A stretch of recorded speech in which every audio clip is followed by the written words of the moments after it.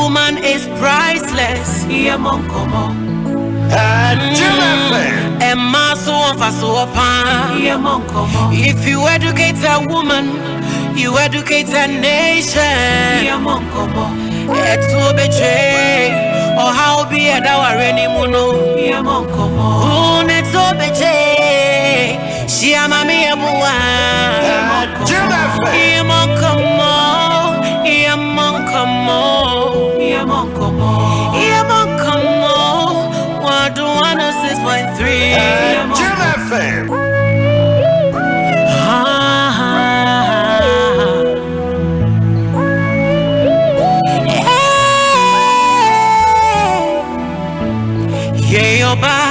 Utai ben kurane si weni so. Bo Nkommo. Suku ko biana. Ejuma ye biana. Bo Nkommo. Uonim diebi. Na se wo pese wo de bwa o menyi. Bo Nkommo. Se wo kunu so ma wonya. E ma wa be mu mo. Bo Nkommo. Shia ma mi ebu esi edu. Oni na pamfo. Bo Nkommo. On Adom FM. Obema we futu pay. Obema u crashe. Obema we ni daso. My Bo Nkommo.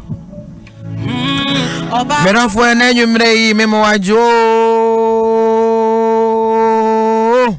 emoajo ema wakwaba ede wo ba ye Bo Nkommo so menim se sabre ba bia wo bia watam kuchu ede amamme ene ye ba be din nkommo na yare nkommo chese ye bewie no na obi anu ma yekoso wo fie nyina no watimi ehu ne poma sibre enne abon no nwotwe apamu idie na so hu se ye reverend mama ye bo asiedu ena magimedwa e wo hanu mama ne wo ye ba be din nkommo still ye guswa ye corona abremu ne ye woyi enye obi a pe ese yebeka se sabre nka nipa enhye dem Ghana hakra de yenya ne ye partial lockdown ye wo miamia bebre wo hanu ma total yempese yehu so bia na mabonten na so Ghana ha de mankrofo kwa so obetimi akoto aduane obetimi akoto nsi obetimi akoto aduro yesre sabre ba bibia wo bia bomode ase obedi mmara ne so na nuoma nyina etimi akoye ye nyina ye yi edia de wo mu no se yare na aba no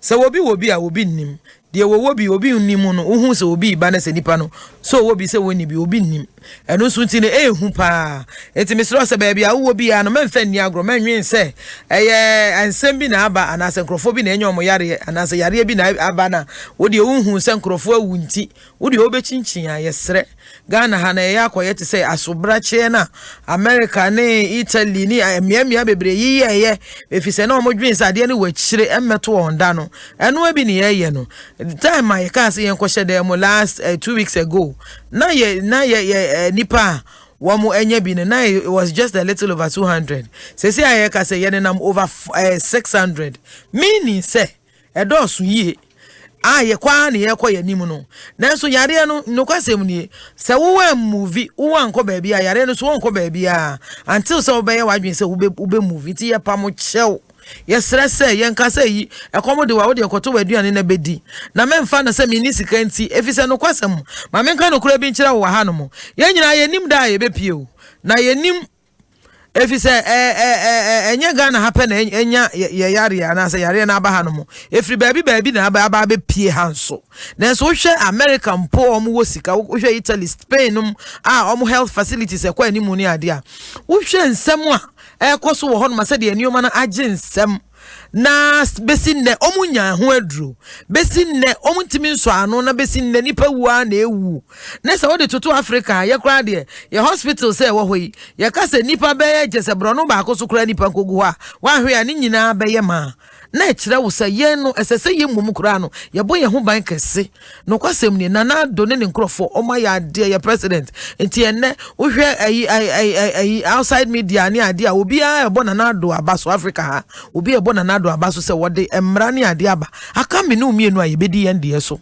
papa no kwasem e wo mu so obi nim da ye bepie o if you say nana ohun say yare na ko sabe 200 cry kan egu dem na sabe aduru 600 na be ka se yempie kwa bonte ana na ni nyina so nipa so obeboa no aspread eyawo me ne umienu eti se ya hwe ye hu ye ne antena dem ne ye de bachire ne ekopie ne se yare ne koto atesia ye beka dem ho efise no kwasem yare ne so nko ya obi anso mpie eti se wa hu bi da se hu bi da yare ne nko ya obi anso mpie eno ye baako ebie mu so wo kwa wo ba wo ko lorry fare kakra na hukuta no ene na odi afa ha se hukuta o kan so a ene na odi afa no first week no wo hwe ne nkrofo bebre ani agi sire wo nkrofo anim eyo mo se enya holiday etie ne obehu obi na ni agi ene de ye tifie mi ko wo fie mi hiri wo fie mi ma wo fie ene ade ba bedru friday na nkrofo sika sa na afi nkrofo ni mu nsesa edru last week ye second week no wo se nkrofo bosan kakra enije kakra bosan kakra enije kakra na this week there obi o crack joke said nipa no once well this serious na besin ne no so yenim da ye bepie ntime pa cha papa be ma nei said ye osore no pa bia sika kakra wo no na wo de asore na de si abonten na de si abonten obi nim de da ba wu wan hwe be wie chi na hu sika nyina sa na so na still da so chedem ene ye kom nenam enti sa bre ye po yempo kuta wonsa sika kakra okuta no pacho so mu ye fato baabi jai se wo de fa ka kwaba no nya sa ho kire wa hwe ya wunya obi mmoa wo efise ye nimu da ye bepie ye nya ye papa no de ye nimu ye president na do wo ye na fam de na no so no kwasem ni wono so kura nimu da yare no ebe free Ghana ha ne free ha kura se awiase fo de nyina de enko ye me hu se yi because se ya wiase nyina bom ye mpie ye mie obi apon na obi epie no bi de akoye obi eti se ye airport aye mie ye borders aye mie eti eno so nyame anya wadoma na wo orders ne nioma because mie bebre ho no ma omu nyina obi anya dwuma obi a ofie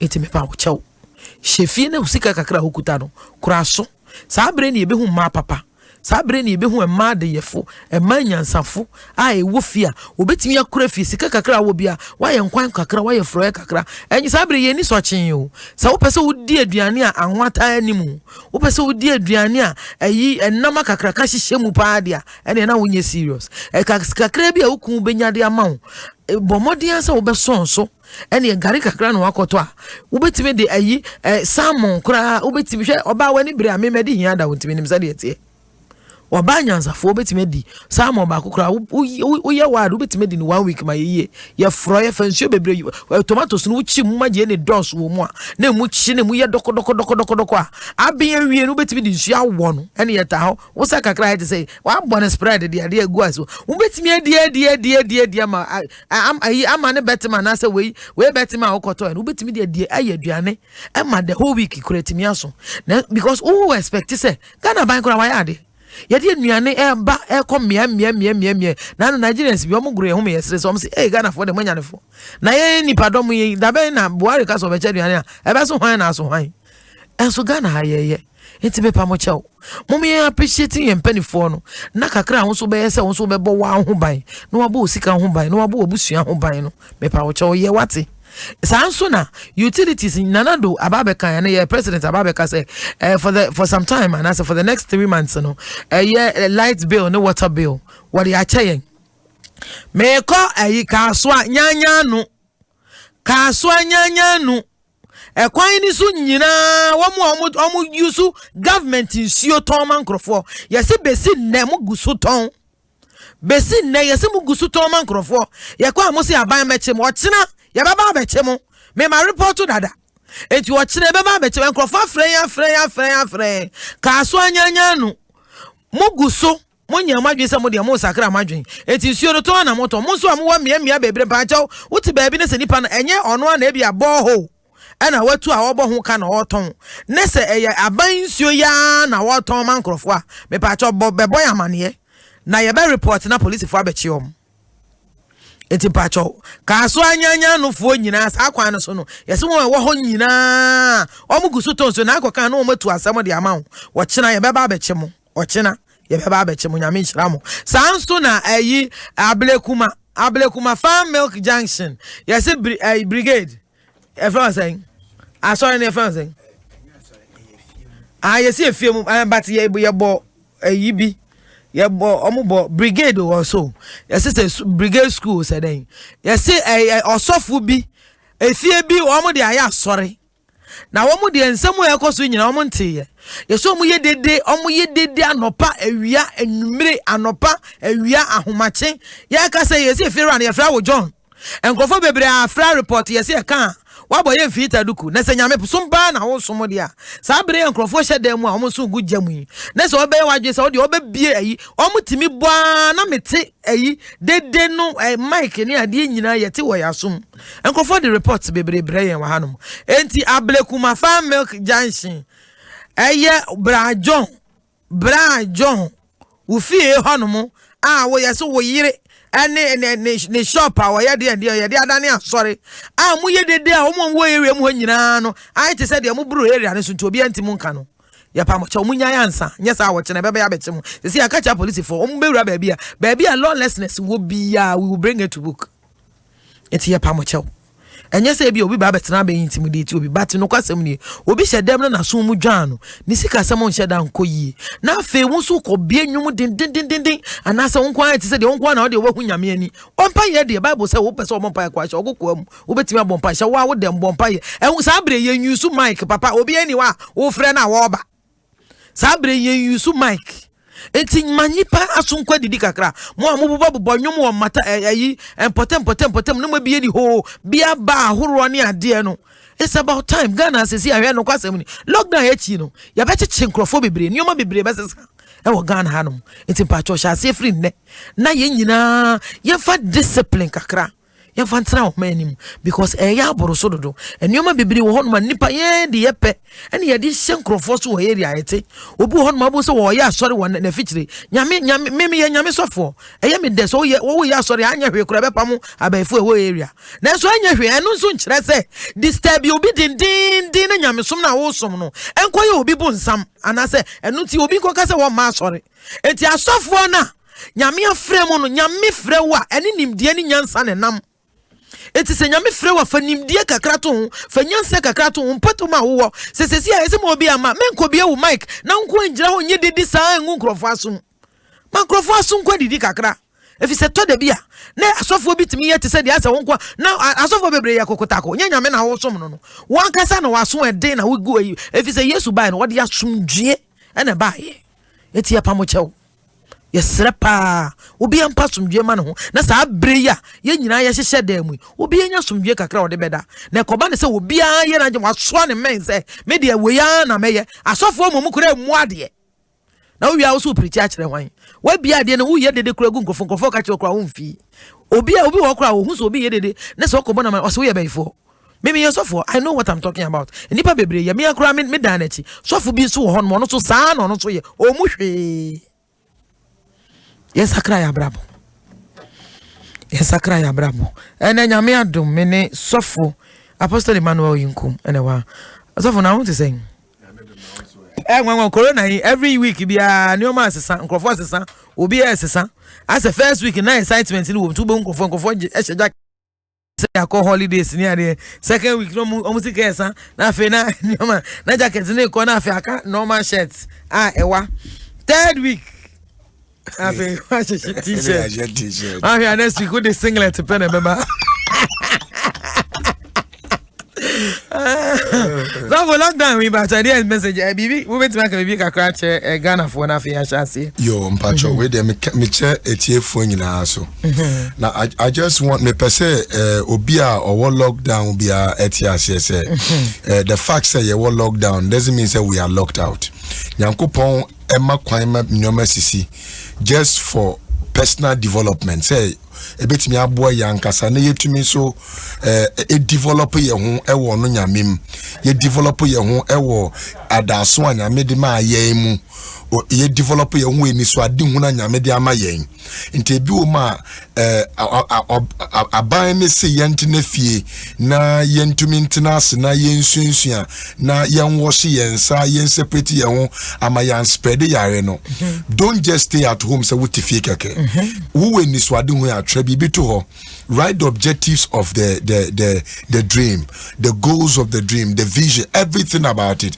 Now, and in your one year over the years, what is so correct all your wrongs? Correct all those things. In number 2 by the time I read the book, be that book as a kanyamiasem. Read kanyamiasem also. na bompaye na frɛ ɔdɔfo bi a wonimu no ebi kura wonte ne ka che na mso frɛ sɛ nipa kon no na bi sɛ nipa kon no sɛ ne ho te sɛn na bra bom de be na ekoso ebi a wo 2 cedis 20 pesos odo me say ni pakono e betumi aye nhira ne odom e de amasa ni pakono so fo nyame wo nhira ye ka ne sai mpa cho sesi ana asa obi ade ne ho agim ye ka se enko hye dem obi a se ne ho akere no enkrofo nyina efre me de bi hu no so se kakra ye di hu ne se nipa bebre wo a na se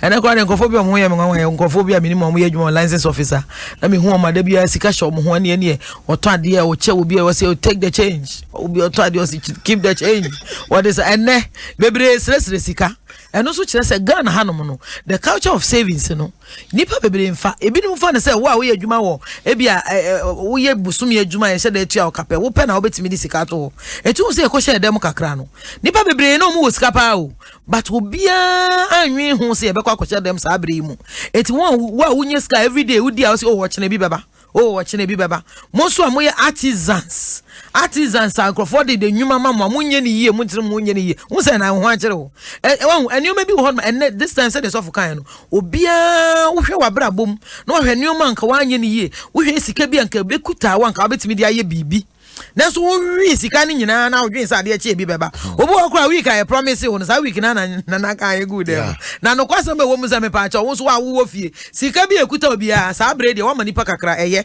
first week na onim se ye bebie enti wo cheye second week na onim se ye bebie wo cheye third week ba to ye nya che bi nim da ye bepi enti wan hwe a ode to machino obeti wani no na afi where you pocket mu nyina dry dey abeto abonten enti mesra wo be kakra bia nso kuta bia wo so kura so na bo ho ban wo so de owo bia no manage wo so ya no pa wo di sika no faka ekochin sa wo konkrofo so mbe ma kakra no ebedru ba bi boko gina obi gate no obebom wo mie because onim se corona na ade ba wo se sika so na abegin so no aso ne ho akere because nkrofo bebrin so age bi wo ne ho enti nya nipa nyina na afi ebedru ba bi ombebie won pon enti me pa wo chew wo okuta usika no kura so e ma no montomore yento eburo yento beans yanya froye no mema ne nya de ti se first de na utimi ya na froye ne besa no na nam gumu no sesi a ye froye a obetimi kra de nam wo froye fufuro mu kra be ye froye fufuro afaye na fesi wo because sabre ekuta wonsa kakra bi okuta yenim na nado no nyo no no oye nya ne problem nya ne fault yare na aba enti na wa hye mrase enyina ye hye dem peneso ti ase ne diso se de be ya wani koye oyaya sesi a obi eniska enti kakra bi a obenya bia kuraso yi na etimi aboa nyame hira sofo mane me sanso mo akwa ba me dofo enne ye Mo Nkommo so e na wo yi ai me chia me nkrofo a me ni omo paye anaju bia se won so wonte ya every night with the exception of Tuesdays, you know ye pie body din pie boy mu edin Instagram yes live worship live prayers ye bom paye esuen nyame asem simpacho baby a won so wo bia wo fie wo da wo demo wo abrochire wo Ghana baby a wo bia about 12 Ghana time anaju the show mu 12 o'clock bia with the exception of Tuesday pen enka ho but modern answer we dey feed no dey beto ho we call Instagram community page Reverend Mama Yebo Esiedu na wo Rev Mama Yebo Esiedu pe mimi page na afi WhatsApp me picture na wo soro ho no so no bo said edu betum life metime fie na me no ya sore na ye bompa ye ni yesu nyame asem empa ya emu antia changes nyoma esi wo adansi die piepie ho no edoso timpacho nso bra so bi na de bia ye mompa ye ai enti sa nkrofo wo so nyina sa bre mechia mu nyina nyame onhyira mo enne ya wo hanom na ne topic I discuss here say obi bia na oni wo ya dwuma baby na obi pew nipa na say why obsessed with you opewa abroso enti odi wachi o harase wo okra waware e bia wonware na bia you umpe eso nipa no o ma wo anya ayi ase ne do no bro so o frefre o test messages na kakra bi no we pie wo fie we pie wo adwumam wa send flowers wa send atade wa send shoe who said o just ask o do no what it tata what it bon hwini mu dodo e de na obetimi aye ebi wo kro mu say to da bi ama yetimi ko di agro bu betimi ni obi di agro na send the wrong signal na mani pana fele say bi a open no na so bi na nya ope ho agro na ani ni di no you are showing affection, you are showing you are being nice. And so be na nipa na fa na say jama e bi kura open na nipa no afi o de na ne do nyina na send you see I love you 99.9999 nonsense, and my love for you is just like how COVID-19 can get itself attached to somebody's throat. Yeah, dear. How do you get somebody off your back? And I say be how you be ma who say girl be the need do she show do any idea bu okra odi ko di agro bi na wa fa na wake up ope so twa so still sister was wanting to one say any idea what can you do na so wait me aye enko ye obi kan twema me ntwe bia boy kakra yo mpacho me da se michia the radiant place ebusuafo nyina erade enhiramo mafemo pa will come back to the glory of God. Anyway, you are talking about work harassment. Say be obi jumana obi harassing or ewe jumam or anything. I know about me and Sam Besameka, and it's a first of all, no, there cannot be harassment without atmosphere. Say obi be harassi obia. Say nipa kono kreti tibiebi. Emma give the person the first impression, and the first impression na nipakunu benyano. Emma nipakono a standpointer utumijina so editete who say nipakono say bia opel say bia opese sincerely so opel and also person no pie and abibi kekeno. The atmosphere you create, you know, is one of the first thing. Kwanya ofa so nin pakona kasa kwanya ofa so a na manama bia wo ye ne na sefo no, so all those things are a prerequisite. Ne toso mienu eye kwanya woni nipakono, the way you go about speaking to the particular individual, and also a create be a why you say me kunu na de na be wura nipakono na afi nipakono asha se harasso wo se me no di agro keke nti agro bi wo ma wo nipa no kra man sha se ansa eke nipakono aka kofa no world cup wo so wonya wage so ba ball bia na toso miensa, and is a kwanya the third thing it can cause that level of harassment, you know. Any obi, I'm talking about the intention of somebody. Buma onam no opewuni pakonda da. Also they be no be saying iska, no the amount. Will be saying say no the amount. Sa afida kronos you kojem baby. Wuti wele ne. Then just answer what or person tenika. It's I mean from worldly systems I know bekan. Now spiritual system can be friends. Mr. From worldly system. There's another one. The Bible said that as long as the earth remains, the city and harvest time shall not cease. Right. What it means is that sometimes in they grow into a level. They demand. Like agro. I feel better some net so needs then pekona be build a bond be also me fra kwesi obetumi ayede aye wintima ha ho kra akwesi obetumi aboa but edum bibiness akwesi person oye bibia na ka koye problem say what you look in life every woman should understand that genuine men can take things from you without any kind of a thing. But so what to me create certain atmosphere. And the best be manitiri mu say e bia bi binti na say nipa kono or yes sir. Okay. You know, and so my point in say so be afi, how do you resolve it when somebody is worrying you? Number one, quarantine yourself, decide an isolation. Se nkomo bia woni nepakuni dia etwe sa na manamane bana e se wotumi bombarding na wujai sa nkomodi no for ehonu ye solution yenko yehwe a point na wabobo no so no don't you think say ebi ni mo naturally no ankasa no ase say de wo kan no wado wo na komem nti no an say we ya ne hwe yenye yi my me bu so we dey pamchete from fanche me asem na say dem me I don't know how to put it. We say won kofo bi ho naturally as omo ase omo jimi kakra. Enti aso kese wo pewa ne so wo pew wo ya na hwe kura enye yi e ho no mo no o san krofo no hu mo say this is an obsession. Now obsession so no it has something to do with nipakono ne prevalent cognitive ability and his level of imagination. And no you don't have to cut the person straight away because who could trust nipakono so immediately and ran nipakono kra betumi ekun. Very serious. Yes. So nipa no obsess about you. Obsession. Your dream ho na wa do woni mu. Wa fantasize we. O go hu kra say no ye ne yire. Yes. Wan ware na already kra. Don't you also think say binu ho na asa omo yare? I think say obsession and say yare because a psychological defect. Schizophrenia. Yes, schizophrenia. And your mental broadcasting. Somebody becoming schizophrenic. You think broadly. We say and you're different. But we know we say nipakono. There is something. There is a hormone in the person that has been activated. Emma nipakono like kwabe obsessed with you so much say o feel say both of you are inseparable. Okay. Ehina ifri.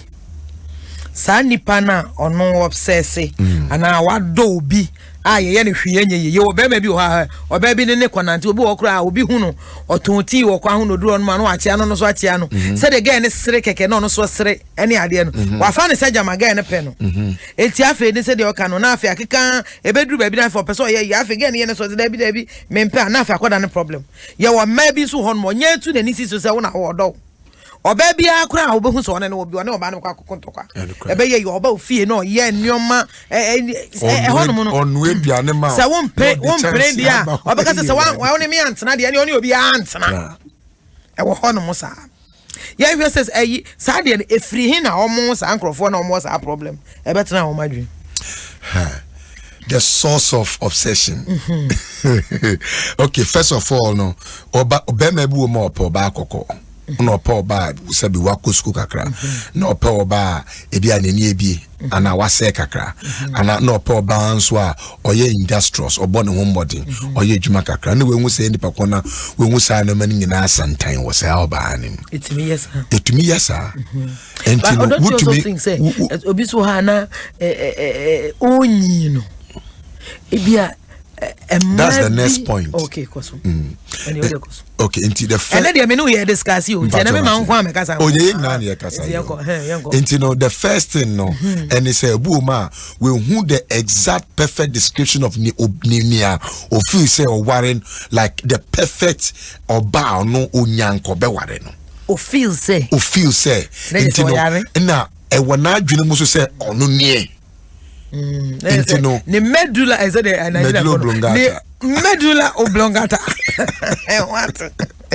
You know, intina no so and no your first thing. Second thing no say wuhwe Abraham wari oba akoko. Isaac wari oba akoko. Ana Jacob nso oko serve for 7 years for oba akoko. Tuntumbre no. Na kwa isi debi koko na mepe yes over 7 years because in our Jewish culture it's not done that way. It's not like that in our culture. In 37 the Bible says he served 7 years as if he was 7 in days because of the love. And no obsessional. But there is an aspect of obsession that makes you defile time. Minimobu America. Na oni mark out sa no kusha obabi. The big crew TNCC ya. Timimbo banidi. Okay, because the case is still on. But men okay. The case is still on. Na eda omoka koye wa force aso be wore oba na afi wenya kwanya nyame na Adom ema na edo ware ye na omudu car park in Shranken Radnam Hobby. Omudu car park nana Bearman catch your ban say, you know I love you so much. I can't afford to see people even shaking your hand and holding you. And the way the guy was shaking your hand, I was paranoid. You me class of Obama person me wari minima de kwa into kasa no Obano bibi fi Obanim. I don't know what happened. No Obani and no say or no kwa no sound of manko fe chendia and you ware ni bio. That is the decision Obani take here. Or the name the baby say penem of bearmano and an internet bio, which I believe is very bad. But it is not. The level of obsession now, and the negative expression, Eddie by it. I didn't know it has something to do with man's cognitive ability, any vulnerability. Obuma na adwene anything. Into insecurity so can be. But so from Bacho, my memory, Kakra. Said you can. Obi said you can obey man on him, Mabi Brianant. And maybe I will who we. I don't know who said you would see him. Oh yeah, who say Ubika Nipabia the type of partner you would want to be with, you know. Ewo with him and said then quit out. It's a boo how bet me I can say me who we. Oh, I am so no. When it's an account be the Kabaka say amen. Baby, I didn't know. Why said then who dear open, but who dear open? You couldn't voice it out. What do you want in a woman? What do you want in a man? Because onim enkutano. But the imagination, yeah. And I said, okay, what will be? There's nipano, nipa idea. Dear me pain in ebony. What your coco said the big or your tiantia or kefs or kosuku, near be or you say, this is what I want. At the end of money obsession. I been because you are obsessed with obsession. At the end of the baby, I feel it said, Bem be dear or down what they don't know a bro so do untimi, Bemana tata, no. And then soon a man will be like I say, obey you draw what they don't gay. I didn't answer what it is, sir. At the end of the man will be a casa. Won't you mean Casa would do be so much, say, Ube say pretty nipe we are singing if it's our bano, and I say, or Beremano. Send them a me craban and chain cry now, Nema me badani be for new be ban and chain cry, ne obi and a down for no friend on the casa, one on the casano, me cry on the men casasa, and I say for, I mean. There is a thin line between love and obsession. Okay. Obsession, no, an excessive expression of love. The person wants to have you for himself. For himself. For herself. No, but no. So don't you also think, say, the person has a background. The penny free baby na woba. Ebia me fan say ebia me ma ware pay. Okay. Na ebia me ja ware. Be ma ebia me ware no. Me ma I was very lenient with him. Me ma access. E ma ebusuafo na fofo any idea by. Ibu onom kra bia me ma kwan ma ebu enkrofo bia na menim so omo nyina ye busuafo me je won fel so me hu ya say na ba omo ne ye bi kra ye girlfriends omo betre fie na me hwe na se me ne najai eno abetwam na me hie obi foforo na me decide say hey we dey ma wari oni emu this time dey me nya nse say afra say of course obi ntimi hu obi trim me nya nse afra say no so the chance bia me mad the other person na obi kan say onya the opportunity ya obu me kwase ano wo dey me nya nse anti wo so say wo so oni obi kasa ma how many automatic me obi abu me kwase ada na me hu say oni obi kasa say bia nipa na o the phone so na ebu me kwase o he manim say ya so na wo type o he manim say ya na oni obi chat o he manim say ya na block cases me ka o say entuntum bi na opamo and say o block cases ni ya na che unjai na so oni obi fufuro go hia na okuta ni phone say ya na yeah won't you be worried? I think say definitely. How then does it become obsession? Definitely no. The person will have a reflection and retrospection of what happened before. Okay. Inte no be influence ne unconscious behavior. Nya say washada o but or I didn't know eba. Because of a yaw no ne no so say wo kwekura ware fufuru mu a na ne wo femu ana wo kokoshi obi a ne wo femu wo relationship ba ko na etwam no wa ma na ntwam anko a relationship ba ko na wo bebe hyem no so ebetwam akọ relationship. Is it automatic? It's automatic because you have to be healed. Look, you have to be healed. And yes, sir, obema obiba bema na obiba oba ako or how any atitia and you no cause here. Okay, so for my muso ade. Baby, I say automatic. So nipa betimi actually ho afri ni emotions ho ana. This is what I went through. Nipa bia so gina ho a, that person is made of baby I will free ba. Papa. I friend in the nature aspect of it, that person. The nature has more to do with the environment, and I say the immediate environment, the things and the experiences and the idea. And then they make it a person. It's me fancy nipano.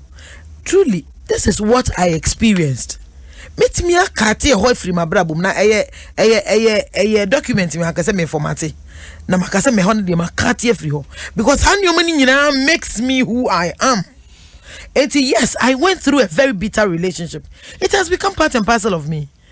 Mean jemu se me jemu because ade bia wo fa me fancy sisi aye nyina me fancy yeti we me kuteska and obi ma miska se me fan to bank and na me ko na me to me sa se ya na enkofo bi ti moto omudru me je na omhwem sika yi and om di dwane ya so for next time se me kutesika wo pese wo je se me re be fia mama say him me sa of course me de be se me no fu ho and as am so mu say ya kura mo bi ehu sa se bibi hear me it ye when it happens like that na obeka say I've not been able to let go my past.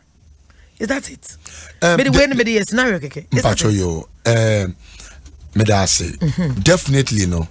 And you be obey to me overcoming in the past instantaneously. Say, well, past, you have overcome your past immediately, but it will take time. A bit America cra and son go to me. I forget about your past. But one of the things in say you must be deliberate about dealing with your past, because if you don't deal with your past can pass with you. And the nipa kono so ke koshia na wona na nam no ne ne any the way you see one of the things maame menhuni say oh rev enkofu bebre embi omu enkyere nkofo about experiences omakom relationship into obi omo nim say nipa kono we obi hwimska efinisem kwa and obi ebu no kwase de den pa na so obi bu ne kwase ta ma kakra omo ware ombie supo nkanche nipa ko de be hye ne ho na was odisa eyi na hye ne ho no nipa ko so naturally ne bia ono so ye nice person but onye deceptive ti se ba ko na obaye no oh na wo wambie so ankyere se nipa ko nti Mr. Nice Guy, yes, that traces of Bakono, but so for you, someone can don't you also feel say, easy, obi any honoma, the bad experience, or person kai mbo. And correct. It's me fun say, I mean, you be on nipa no boom because I know so aim you no boom pie. O share your bad experience. To your next person, either said the person could use it against you, could use it against you, could take advantage of it, and now say, Obika say, ebe more vulnerable. I want him. It's here say bia, nipa menetana no, ubu me kwase at the tail end of it. Na me hu wa na bia me no nante ya na bia ye ko na me ka. What happened? Echirewa. Nipa. Or bedroom home. After baby, no so repeat the same thing. If this work, I want to block that part of me. But then those experiences, the bitterness is still there. It's a honomono. A hinfa, boy, a hinfana. A free hina because I had him block it. I had him in fan count because me who will be one number because school our koi or born certificate obeying his side to the free obeying the secondary school the free obeying because they are our experiences are when young. It is a nipano shiano ness and nipano status or kasani idea or be show emotions and last time the other person. And one person bears had any obi antrancy couples of the one. No, so send him. You need to have an encounter with the person. Whatever. What do you think? I think so. Definitely. Or ya wa ni parfum no. Won to me and delete and free document him, but you can cancel it from your document. And as I can make amends. You can make amends in it. It's because look, I didn't shut down Sikwa. Ebiana wo ye bibi kwa man nipa kono so ye bibi. Ebi so na wanya hwe kwa nipa kono ye. Nia wanye betuma me nipa kono ye bibi. Nia wo ye betuma me nipa kono ye bibi. Enti ne bibi emu no wo so tena asusua bibi a free mu a wunya sua hu free mu na what delete ana say what make amends ana say what erase certain areas are emwa Emma relationship obebe remono into me nkoso. I have two philosophies in life. Okay. Esuma sama wo hos Emma nipa enhwease and say owo esuma sam. And esuma sama bebo nipa ma enhwease say oni esuma sam. You must discern esuma sam wo secret a particular secret o pesa wo ka kire oba na be ma na woni nenam no because so one hwe ni year just one secret let's say and qualify na wona ngume ananteda na bia na wabra ba wo bon mom de na nya nkasa okay inte band santi woni member be say bia 40 na wo so many member 40 na no mo kwa to the masesa na we are the 41st man na me no ba benanti. I tell you it will take few men to come back again. It's a na obo mbeta. Love why na obo mbeta because they never be but I don't for the kind of way na. But I was having be man kwan so afre na so a che wadwen. Na ya say if somebody is obsessed with you, if you're also obsessed with someone, we go and share that your obsession say be bad but nipa no do no. Obi ado obi a was man. Me dey was so pe akwesi me nim so pe me. Obekwa obeba. Obu ho ni obi ho mi na tena 7 years brai kwa otwi ni di saa keke okwa okohyemu anu aba obi a otinche bi ehu sister relationship yegu my sister has say relationship we be self denial any ade any self denial it's honum no yenhwe if it so happens like that I dey na wo be ya ebe ma so what me moving on na enkoye ya because me I believe say the more I eche uni obi wo ha eche na unya untimi emfiri mu no na the more na ade no air time bomb because the more na pain head also so one here that will be exploding be too much I want na sansem sa na ehwe basofo say the woke obi wo ma bia nipa no ne ennam na wo hwe ne ye ni ade no hu say nipa wey bibia onu kra hu so peme but me hu so peme because me no duane odipa oni me da wo ye dedi pa e man bebre so me kan man dey na je oni me do ye dedi pa o baby be so say share guy we o boa sa no tie o nipa no ye te say de no me obo do me pa me no me nim say de o tie obi so say we yi keke onu kro odwin say ebusuafo obi nim say me no ye compatible ye kon ane aba what do you think? I think sometimes another the problem they bring sang ninkofo no say nyame buana so omo force omo ha no omo ba be shame omo ba be warrior because there is no compatibility based on few infusion say bia omo me say na my men say easily omo to me fix it together but if you omo prayer say they can't it's like say this one no ni bebubu nso be shem oh there be they say the odi if funtintin eto adaka me betima bubu ni nem say be ko oh there be no bubu ni nem we na so sorry and na be betima dia nanti enya bundi na shem no dey so manager bubu we na so how to ni say ya o be na be no dey nanti into no more extend the adaka no it's very important say you be nguni say sometimes oh mami we must understand say kofu bebre live on the self denial they think say bia nipa kono wodwini so bi pe won kire say nipa kono pe wodwini say nipa kono oye like akwesi the way you oye ebiti na woken onimi so oye de abena de say o say akwesi di neduane and na say for it's not a prerequisite mo bia nsi na ta de je me nko enu nche say sebe o wa bro kire nyina ne dan me nko na ma misi onyi obi ani wetika so me nko na ma me ye ni nyina e de na je so no me ba so bia obedi meduane odi aduane say de aduane kan de na je so no me na edebe na ma nipa no dwene say odono eti e die nso nti na ma be ma no say obema na so oba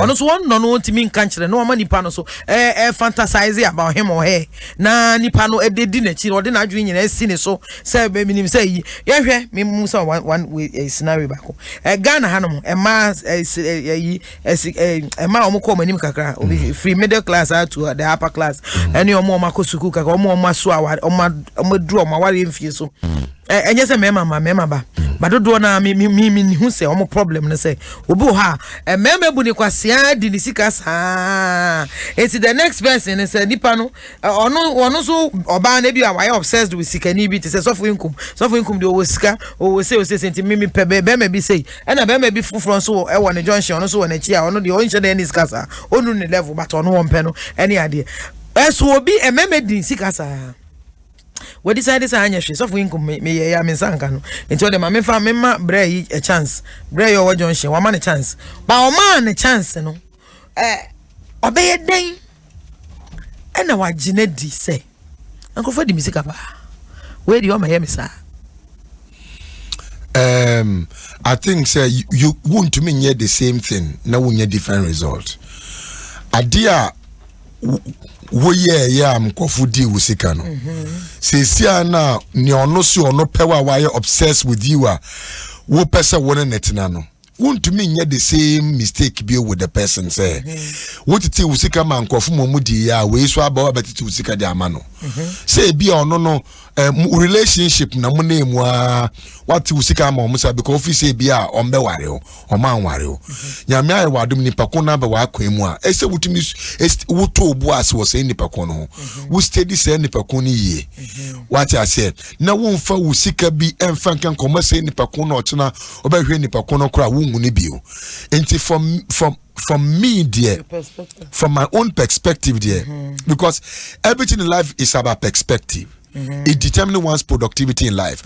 Say nipa ko no per se e si ni ye was our relationship no ma o make sure say o repeating mistake na o ye oni akwesi ekwaye no babra sisi oni kwame na ewo ho nti wutiti usika nyina ma kwame wadwuma kura gu ye because of kwame no obi bebu a ma o shedwuma foforo ase kwame ko we bebe hia kwesi wasan so abeti sika nyina say kwesi aba wo san so disika na efufu kwesi a enya relationship bi na wo mu because wo true relationship mu a wo nkoti usika me fancy ko be say 5 kwa na agi usika ko na the 6th person buy what so say usika the amana are you buying the relationship or it is a normal thing that is bringing both of you together? Sometimes we have to remove everything out of relationship and let natural things or donna more muntemono and bind them together and sana material things crab and be. So for you say ma obsession here okay. Maybe maybe a fantasize wo bra we young girl. Maybe we JSS and SS. Uko secondary school poly and now suen juma. Why you be for and I say because wa climbing kakaka wa opama de when yankwala bebre and now like when wako weni mu ababom. Still that same person do it here why obsessed with you wo say wo mpeno. But we can walk that same person now who say why obsessed and I say or do one I say you do not know what exactly is wrong is happening in his mind. But which any idea you know share that nyebi. If no man why obsessed with you, can you give that person a chance? I say can you equally term the way because you remember baby bit me di baba kwachi be 20 years. Yes, of course. Obenya botrama sa obekwa obechi me fan say bia ukoye for square anye uko carpenter square anye uko entrepreneurs dey anye uko engineers anko ye doctors for nya dey mo abeji politicians nyina abe use ko any idea but that's how read as you know. Would you consider that say if you are not on fame party and should you consider? I think emre e determine adwene e woni petrim e woni pa ho atase na se nipa kon no se wanya boasotoyo na wotumi wanya boaseto okay me you account there be okay why we have say who dey agbe ba be fresh when you was a tunnel. Now what you mean? I train and your train home. Now I train, honor. So we be friends so obsession a crime. Me my friends say a true love. Really? Yes, because say nipa kono a obsession anka ontina ho and train all these years say we be 20 years. We ogidi wona komo mu say akosua okwohin for baba because odo am woman no obi antumi don te say meda. For girls. It's been for girls. Oh, they been for girls. There are natural. It's been yes. Wafada debi, wafedue bi, wafabu bi. Any akwa to baby about you need as I say. It's when you say, well, cause Romas was shady as he. And then say, oh, they be and no, Sunsumunyamano. Real love, oh, Sunsumunyamano. It doesn't work with that, too. So be do be out. Or to say love itself is a spirit or don't sunsum. I'm telling you, it is more powerful than anything else. I didn't know if it's a 1 Corinthians 13 say so be a shankom and now wojidie na okasetia or wojidie na okasetia your friend is saying okasech the mountain na mountain move na ode ne homa say yem bene no na ye bene no na so oni odo a say odo na bible kan wo no oni ewurade a into odo anka say ye nyame. The source of love is God and this will be genuinely it doesn't expire with time and this nipa kunu echinye nipa kunu gidi pa say odo nipa kunu fina komom na or this conviction say nipa kunu betumi aba. I've seen some before. So for ebi so say when wapa me ache ma cheche ne ho akere na and cheche say be any retaliation over. Oh, but it happens. I don't think there was who be that. Yeah, I mean, who be that? Maybe you'll be 20 years. Menim obia. When I was in yes, me say ono oware oba no. Exactly 7 days. Ofi Madagascar be ware oba no. 7 days time oja no. Bonnie Ben or the year no be seen there, I don't know.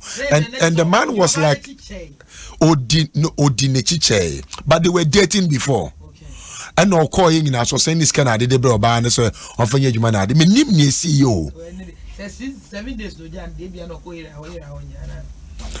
minim se bia wando ho ya na se bibia. Okay. And I say I don't know. But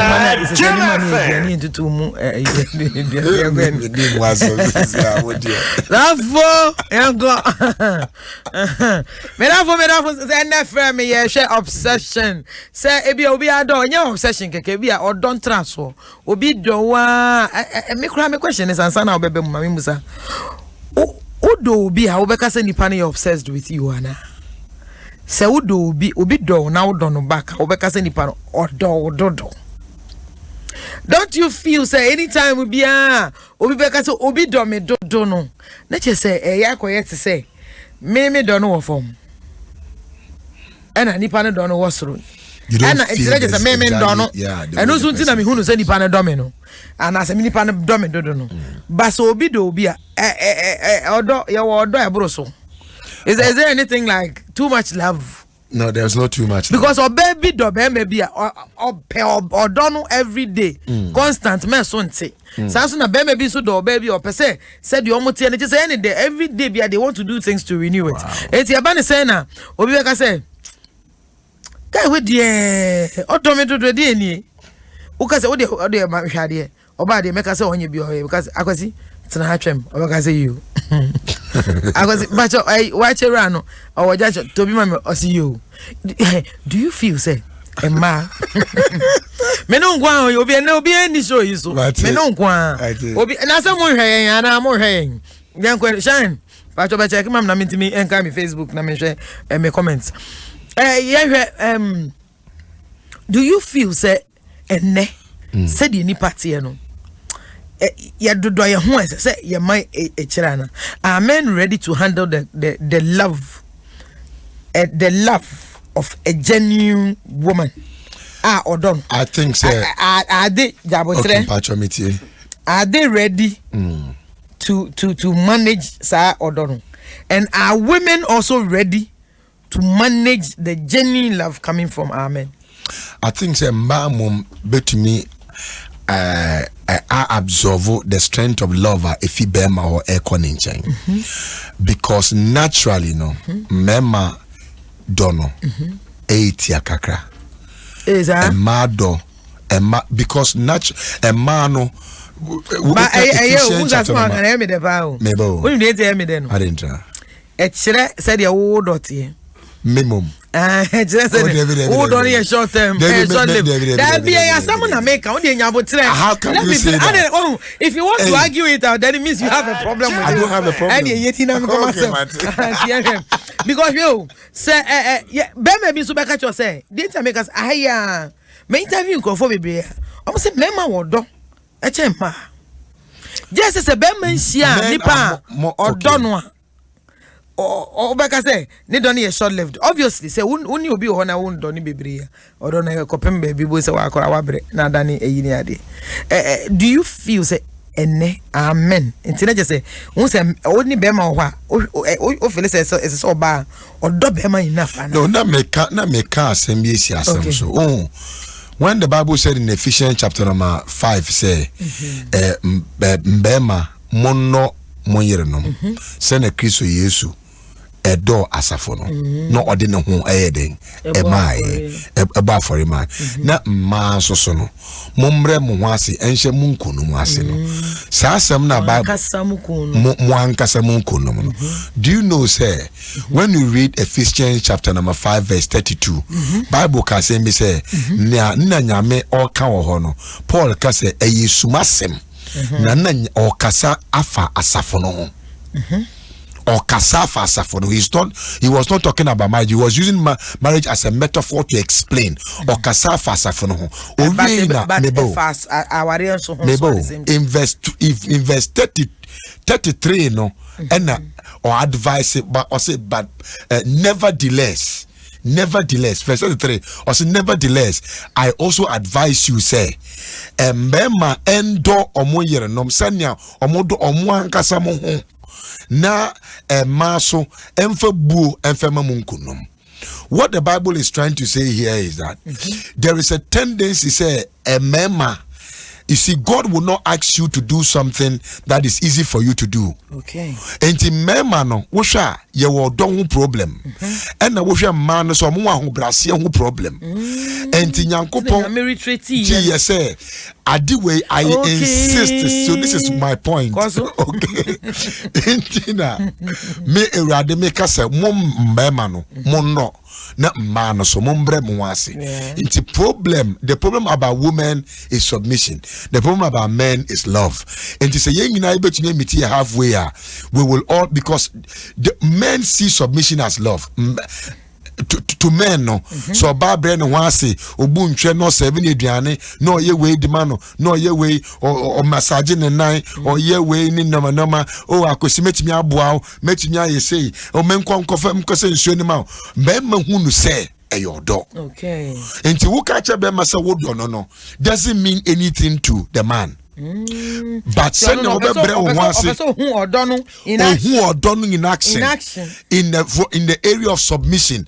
And no be man ehu na yem be man so man so no nya wo emfa wo ya be ma obetimi ai bibia wan kan cho ba sa wo do na hu sa wo do na da ompeni onti ase ese wotumi kasa wo do no ese wotumi kasa wa fe no ese wotumi care for ono ese wotumi to bibi the long and short ese o ye na san no.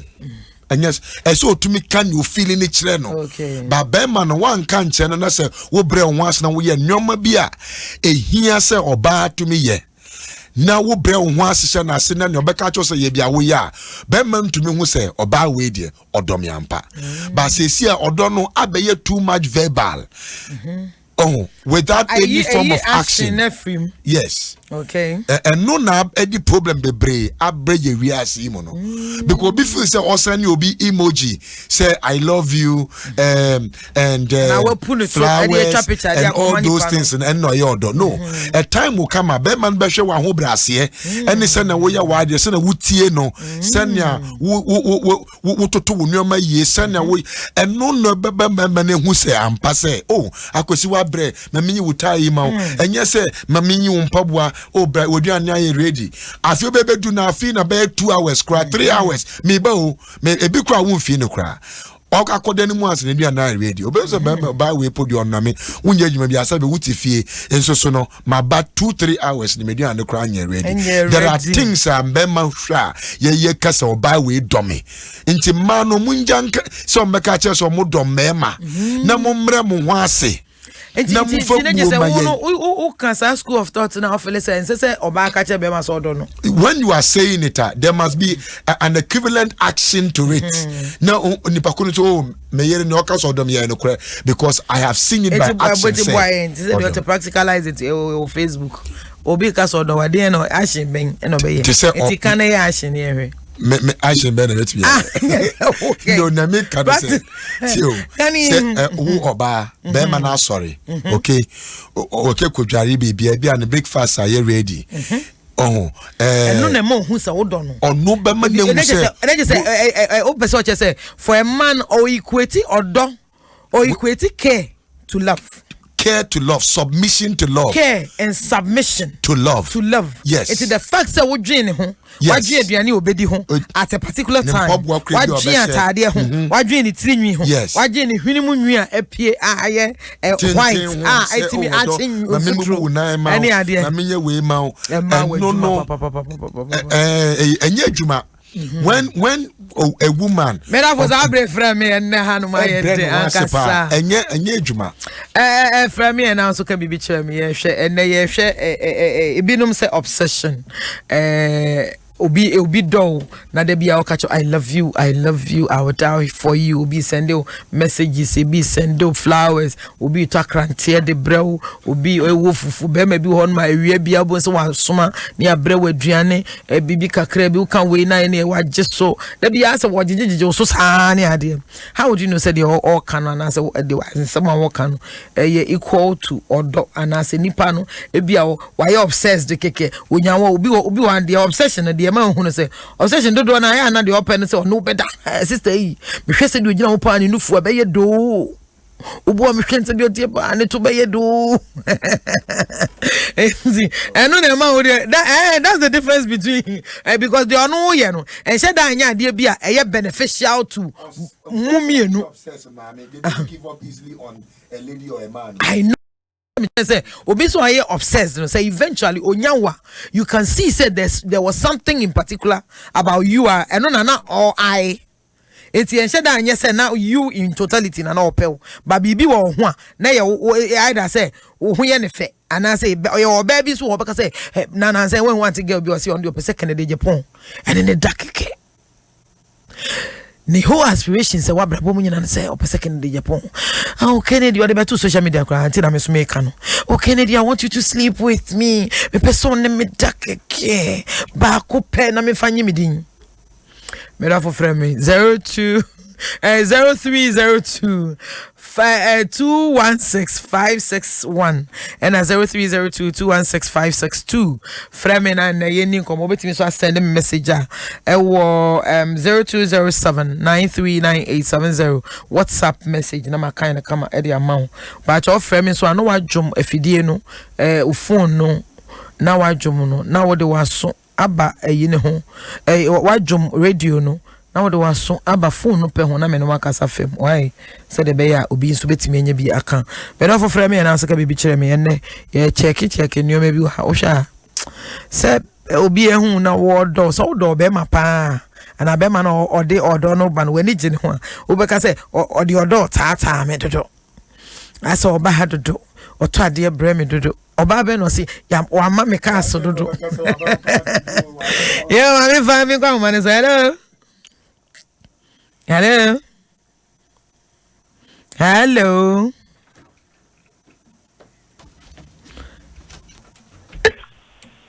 mananye fedi atom mana atom ti yanko ebe mpa ba cho na ho te say me woye pa e de nyame ase first na ka se fin me di je jenimo me ka se profan ko bere yo e jenimo ba cho ma me tie why wo so adwen kire wo ho ne say ma adwen kire ni se e ma de yehumu a se nzema mo kan nyina amemu a ontwe mai So they are and they say me pay some we be aja me be kwam and ko the Bible crack says okofo ba da Bible say mbacho we him na yen Exodus 22:16 Exodus 22:16 verse 16 Onya for it o say obi kofo baby a wonam da no so they say and the yada we are and then ada na the so wo hwe yi say enipa no fa sa na ada no for nkonso hwe emumu no and ada no tena so oguso ada nkrofo no ko wajai oh sir madada ba ko nya na dia de aka no majai enti say corona enti wo manage ba ko na asa ye de nyam ye je ni mo bi das man for hello yeah me ben pam fa che fa se na ka se fi dia ni ko ranchi chief da ni te bia pa all right ye de nyam ase Nkommo mo di no se be basidi But say no 38 years. Me nyanga like but me din kan no bia wo ba ko bia. Na me pese na wo bi ma me san ko pese no ba na ga. But you e ba mi no ba any day. O me so mba me ja o me afa. Se some wono be din ko pi na obepe o pe ko no bi. And no, I don't know what don't answer you the patch. You know, man on person here. Hello? The all kind of man should answer the patch of baby. You see, a mammy, you do what I'm no sorry. Anything you know, could be I said, oh, yeah, baby, I said, wouldn't back up in the old person, wouldn't say, and I know my mention. The person back on my one. I will pay someone for sexy one. If I try. And I was wearing your sexy. Many anything, only was in them. I said, it's only almost one the better. But also still only almost that's what sorry.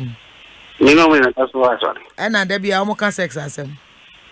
But I say, and I only almost share now, only didn't come my sex and home common almost person or money. I say, do you know, PM show no men no more Casafa, Ebia, Abraham, my own master, my not feel come up. Almost say, how am I feeling so a man, no pay that broker and be sure or bar.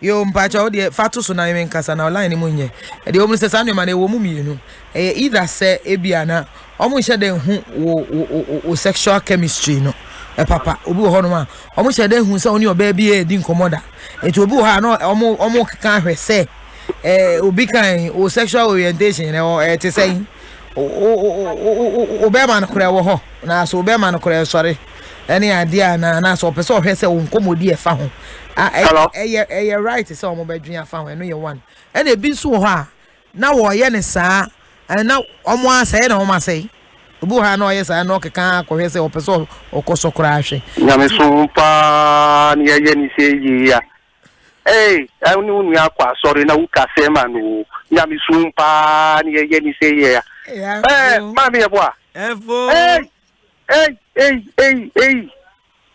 mami e boa me wo yo nyame Adom na mami e boa uni se wi ase na traffic se o klama ka nipa enye news ba nipa ka klama e news papa anti se unu obi kwa sorry we eye no si oko club an obi ni kasa ni efo mi ka wo ba wo abu transfer dem mu na wo ka we no wow mami e boa ase da ni pese ni di trawo ni asi ni se ni e be man na ni kasa se si ai I'm talking as a man. Obadia anti asese e mema binu mi se binu mo. No ye I love you kakanu afro. Mami ebu ami so pa my mba afre. Na mbenya experience wo de aseda ni kan. Oh kakanu afro. Sweetheart where are you? Tani papa no mutimi ni oba antranche. No kure. I'm talking out of experience. Oh I love you. Un friend was we na wo fie. Mami fa we ni se TV ni se obi wo fia mami ni obi nkasa kese o ye spiritual so sa nipa no kra no onu hia ba ko mienu miesa ebi no mo enye obi ano yesa Omukwa no need oba transinche. Antinu so be ma bi hu no ye no ti say see that especially omo ba mu dia ablofuka no. Oh, see that I love you, honey. Is that the man? Honey. Ube huna fe uda. Bitter leaf. Uda si. And you me kanu. Ye be mani yesa. Ye be manu. Me ka me ye be mani bi. Anti obi ase ni ni ase ye. Uda si. Yo, e for me ase. Ye nyina ase say obi abehwe ne ni ase. Mami ye boa. Yes. Ni pacho we dey mi slow pa. COVID-19 bai. So for man and funny. Omo yi sika o TV so no omo yi sika bebre omo wan ifa omo ansu suro COVID-19 obi ayere nyame shira ho emfa fufro hello yeah me sweet at patch first na kase fin am here boy yes me eja bright me kase free kumasi yo eja mami ti why madam afsi enye because more educated and papa panelists no so to say na adwe modo of communication you pa kira must no program because we were the same problem oba lele no ho odasra me be 2 months ya fix our you date be 2 months no mo na no ama ma adwe asesa because me share ni ade afere na me no odasra mo no na asesa cry it be seen ma wo fa ni ndi ntia ma cancel marriage no the name na cancel ye enti na cancel marriage no mami e bo a wo hwe le cafe ni the way o hwe le su wo fia in terms of business they are successful but the bad relationship we are soft kaka and I'm ahead of in terms of financial but the way ana o hwe me su wo fia I think no why he basura and na wo do se sia wo do no chen se de ono do wana well me do no de and ono so ko me so do me de but and na waja no na ada woni na nkasa yenya you but marriage no ya hold on kakra na so hold on na sa de be ye se woni ne ese so ne kasa na e bi ohun e bi kura na nani mma ne ho so de e koso na o mami de man can't finish it there we are the band this on me kasa se dia na kwala no I don't like it o mami so ne kasa kwala na hwe ne se nko yi be me na jane ntem na ko no no so ntimi moving on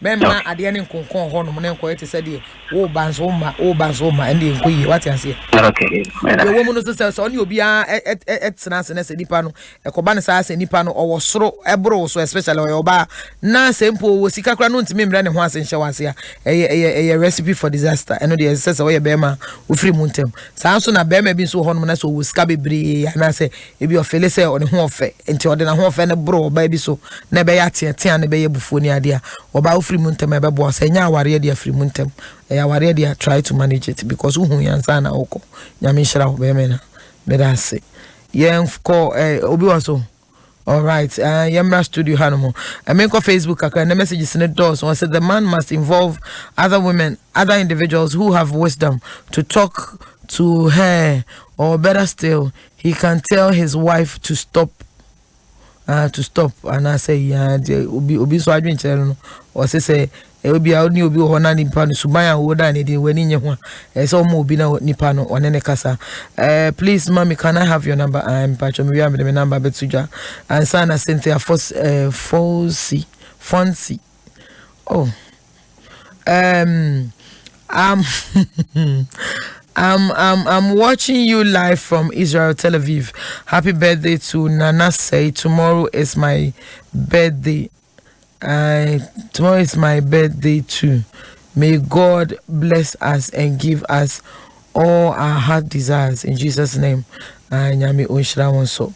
May that's papa. The message is in the door. So we'll be watching you live from Missouri. God bless you so much, my darling. It was a nice program. Nice program. Andy Dan will say, okay, nice. Thanks. Me name so be na wish you been so hands there. You just say be my better na so more idea Bo Nkommo yanko anymore. We say wow, very nice and educative program. God bless you. Great servant of God, Priscilla, and then also okay, no. Sansona watching you live from Wuhan.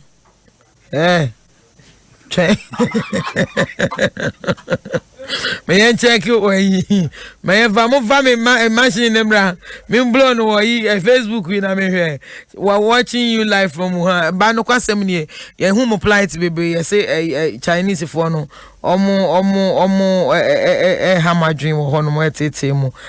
They don't want to give you some space crama. You see restaurants ne baby amote ne baby amoda nyina no.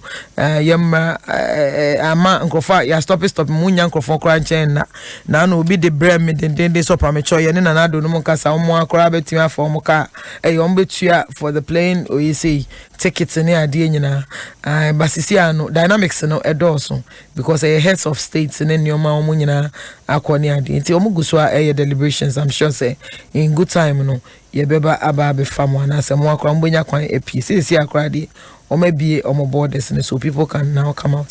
Mama, I have a girlfriend whom we are planning to marry.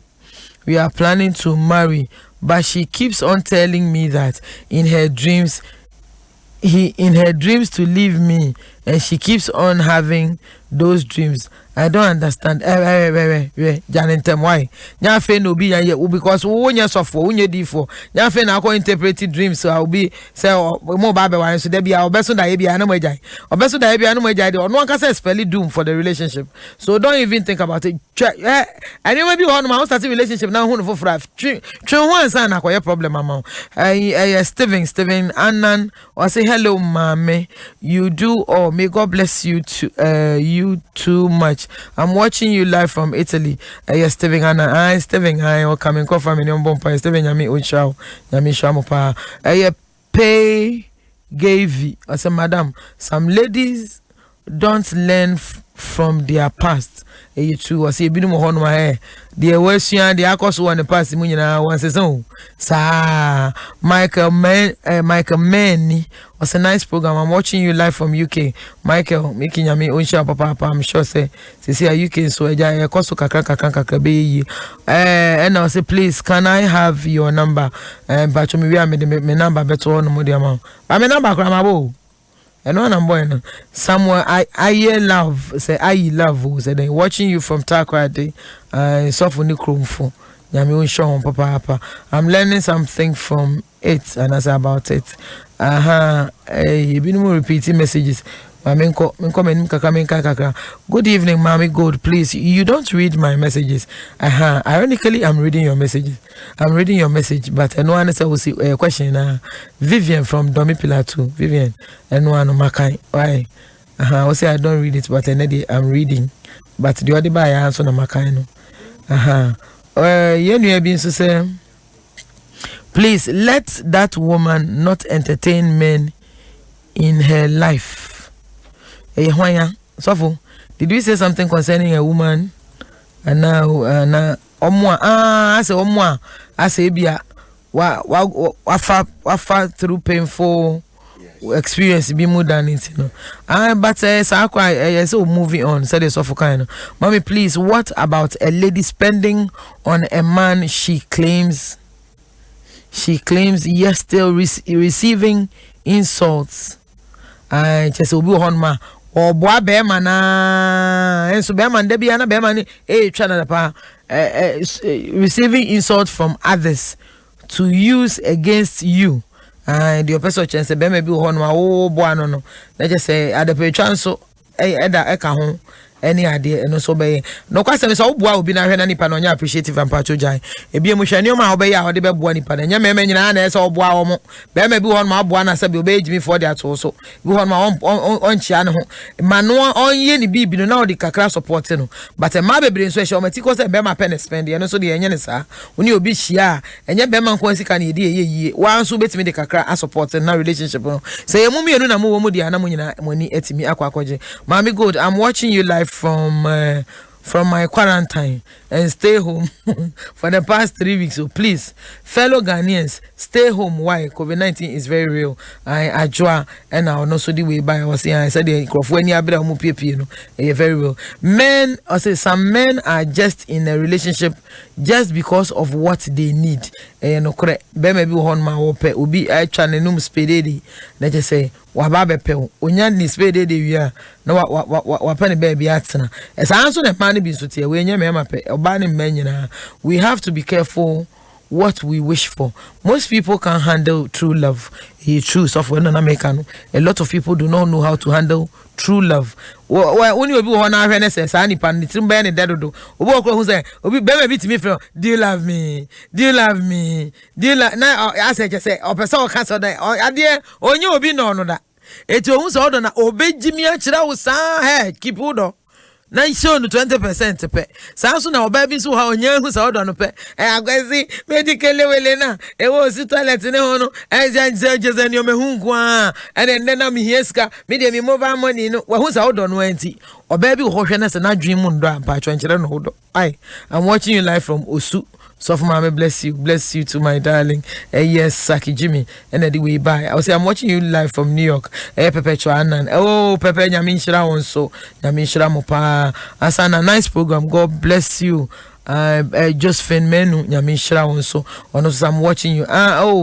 Josephine Nyamin Shira from Germany. Nyamin Shira. And me call family no more bompa bebre about because me catch him saying no money and share me wa.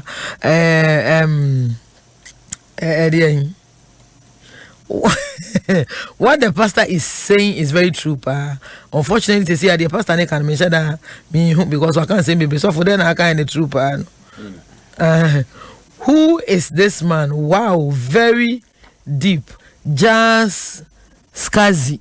Jazz Skazi said, so for you very deep. So for you very deep when he wants to be.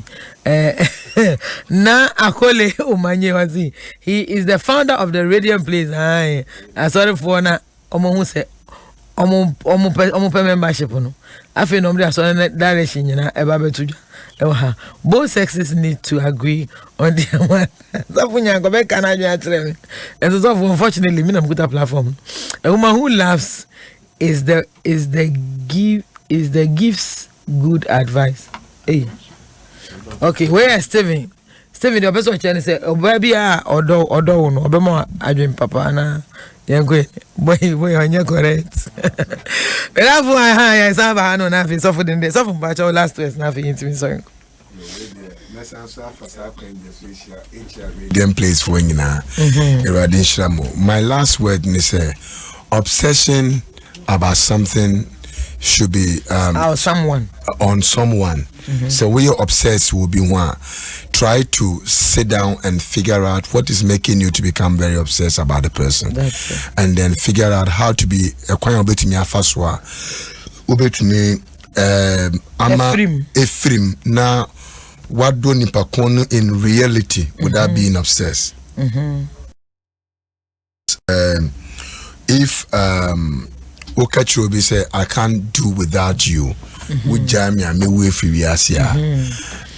say you are giving the person a tool to kill you. Too much power to terminate your life. All right. Into where there obi otie me bia na Onfantun Kotojum na me sorry me wo Facebook. Okay. And sometimes me Instagram. Na Instagram no me Apostle of Grace 1. Our Instagram, you can follow me right now, Apostle of Grace 1, and the Facebook and so Facebook Live on our Apostle Emmanuel Nkum. The Nkum is spelled Nkum. All right. And now the Radiant Place Church. All right. Was also coming, so I was was 0246 32 89 84. 0246 32 89 84. For the American say obsession. I thought there's no point saying or anytime you be back say you are obsessed with him or her. No, it means that anybody know him say or no. Say nipa no wa the obey be anytime. It's the person me chance say would be love is reciprocal. Say would be now his nipa no no wa. Yes, a draining. Ubebre. Ubu say you are giving your all, or you are spending all your time. Ibu hawa kodija ibimu kwakwanso omo to turn nyoma ibi koto shirts ne ade no the mouse of kitwa bi ubehu ana obeye na duane aye ne bibie wie papa no onya ba bi gina bo se no akoware obi a nipa kro oni asode mu ne ade odo Udo will be ne se odon nipa no no back is so draining. So I beg of you, se when you be honoma share relationship no. And your relationship not necessarily ending in marriages. It is when you be one se nipa no watch and se odon ne so no so no. Just understand it. Not bow out. Gracefully. When PFI wari no brand was some dignity a relationship no brand dignity bi wo ho. Nipa na chire ho eto de bi kura yes say. Okasa won pewa ubetwe wo ho. Na anya hwe kura wo kotena chira ebia obehu how good you were to him and as obehu how good you were to her nuti e bema won no kasa back no ba now we're back with a different perspective of you but memma say obi udo obi na nipa no ndo wa e ma de no ko ete say dey as say we are foolish as say as say be as as nti as u pese nti obi say nipa no timi ye de o ye ten na as o ye bema na so person no da betima ka say me pese me fa auto because onim say wo ono do na wo no wo do no no nti o se me fa auto na ehunso na hunso se be wagimi kakra nti facha me but asam no me hu se de me ka na be yi wagimi kakra nti na hunso fele se ejama mana mfa me to a wan hwe a wo be ja me eti na nyame anwe wo to a se be toilet kura ko di brodo ne ade kura ye den ansa na wo bre ansa na ba no na be ma na asin na de no de abebi na ho homa nyina tete da che so de wo mu no se be ma mpewo a wo ye den a wo be ja wo so ba mpewo a wo ye den wo be ja wo sanso na se wo ye be ma na so ba bi mpewo na wo do ho hyehye no na wo to ade ma hwe ma na aba no wo kire mo do bebre o mu hye na ntia se o mu penchire ho kakra ase we expensive kakra ase you are not available bi kakra ase wo mu a wo hye dan fa ne ko bi kakra because wo say we always available sa wono mu nyina no ne birthday kra ye ni ma na da enti wo hu a wo de wo do bebre ye ba no sa no wanti ase tubo so no wo hono mu a on respect on value what you are giving to her. Enti hono na ya na be ma bia hwe ni ye sanso no ba bia nso hwe ni ye ba se woni obi wo ho na se nipa no wodo no na wo no wa firi mu ntem men to turn your man no don't invest in the relationship akra ansa na kwada ne aware men for baby nko school me always say men for baby nko school men for baby nko school obra hu se bia ono na so fele se wo ye man na be ma wa bedo ana be ma bi na wo se medical school wo so ade school nya school akọ nyina JSS ana SS no wie or medical school na wo tia ni school fees because with o mame sika o de in the shop o be wie kire na obenya ba bia gina no hwe ne se no hwe wa o hwe ne class no hwe o class o se menware na afia koyo ya o se me de kwaduro so mesrew. Don't be obsessed.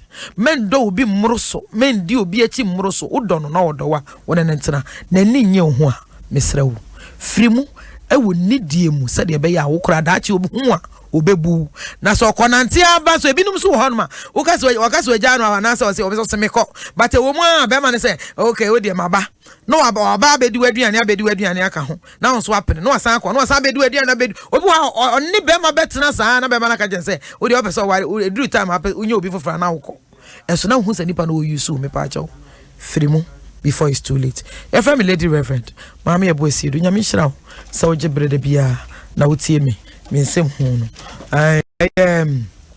Debbie anajo 12 o'clock bia anajo bia ye bompaye ewo me Instagram page aya share me hona so abane abompaye bi Reverend Mami Ebosiedu Rev Mami Ebosiedu on Instagram live now so baby 12 midnight bia happy birthday enkoma kwaku ampofo eje ya ampofo eje wa hanom enne ne birthday ye nua be man ye jeje ne so ankasa ne hu hia ya ankasa bra eje ku ba bia wo bia nyame o hyiraw na wonto nkwanem omma nanim enhyirema omma bibi biara eda wakoma so bia emremu anyame wo hyira papa FM Lady Reverend Mami Ebosiedu shine akwa ene chinchin fidie ne emma me e wa hanom a wo hu ye Facebook nso Rastafo bi ni ade pamocho yaka Rastafo na wi fo na mo kwahye wi ya ne ade ye coronavirus sika ni ho eti mu kwahye wi ya ne ye ba ne ye becha aduane na aduane ye becha ma nipa 100 na sense ma hye wi so de ne aduane dodo ne nam na ma beta ma aduane nam nko ha nipa 5 akodi nipa 100 aduane